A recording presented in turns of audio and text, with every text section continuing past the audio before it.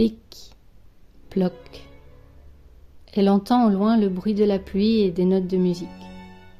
Elle ouvre légèrement les yeux. Tout est flou. Elle ne sait pas où elle est. Petit à petit, l'image devient nette. Elle reconnaît le carrelage de sa salle de bain. C'est froid. Ce n'est pas la pluie qu'elle entend, mais le son de la douche qui coule. Que fait-elle là, allongée sur le sol de la salle de bain ? Elle ne sait plus. Tout est confus. Elle essaie de se relever.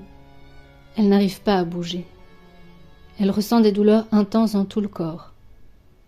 Près de sa main, elle remarque du sang qui se mélange à l'eau de la douche. Son sang. Elle ferme les yeux et essaie de se souvenir. Dans sa confusion, elle n'a pas prêté attention à la musique qui passe dans le salon. Les 4 saisons de Vivaldi, et plus précisément l'été, opus 8 numéro 2 en G majeur. Elle se souvient maintenant. Elle était dans sa douche. Elle a entendu qu'il augmentait le volume de la musique. Elle savait ce que cela voulait dire. Il l'a prise par surprise.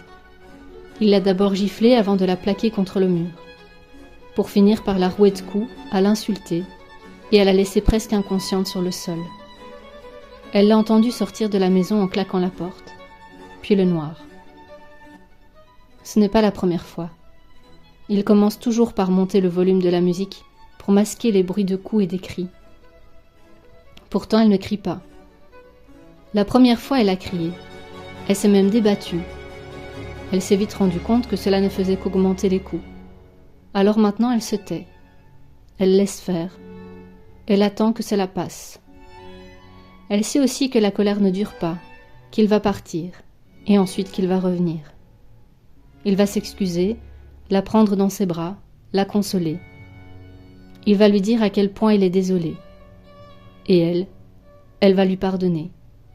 Parce qu'elle sait que c'est de sa faute à elle. Elle a sûrement fait quelque chose de mal pour le mettre en colère. Elle le sait pourtant qu'il est sensible et qu'il ne faut pas le provoquer. Elle sait qu'elle doit être une bonne épouse. Elle le sait. Elle fait tout ce qu'elle peut pour lui plaire. Et quand elle fait une erreur, c'est normal qu'elle soit punie. Elle le mérite. Au début de leur histoire, il était tellement doux et attentionné. Elle a été séduite au premier regard, et elle a toujours su que c'était l'homme de sa vie. Cela a commencé par une simple gifle lors d'une dispute. Puis se sont ajoutés les insultes, les coups de poing, les coups de pied, les objets lancés à la figure. Et de plus en plus souvent.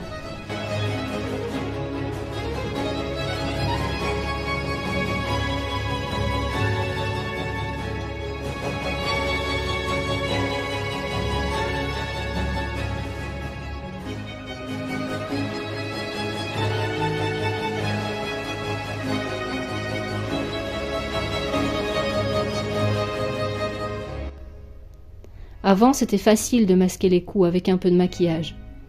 Puis, il a fallu expliquer les fractures, les coupures, trouver des excuses. Ses proches ont vite eu des soupçons. Sa meilleure amie a même appelé la police. Elles se sont fâchées et depuis, elle a coupé les ponts avec sa famille et ses amis. Elle a aussi quitté son travail pour être femme au foyer et faire en sorte que la maison soit toujours propre et accueillante pour son homme. Elle est ainsi 100% disponible pour lui. Elle pensait ainsi que les colères allaient s'espacer. Au contraire.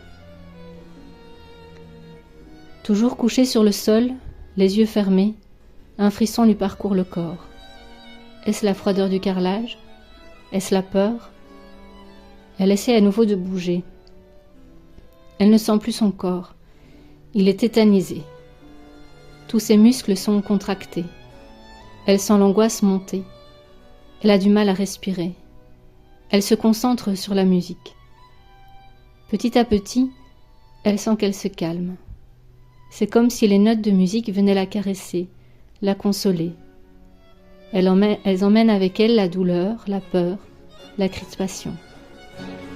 Elle a la sensation de s'enfoncer dans le sol.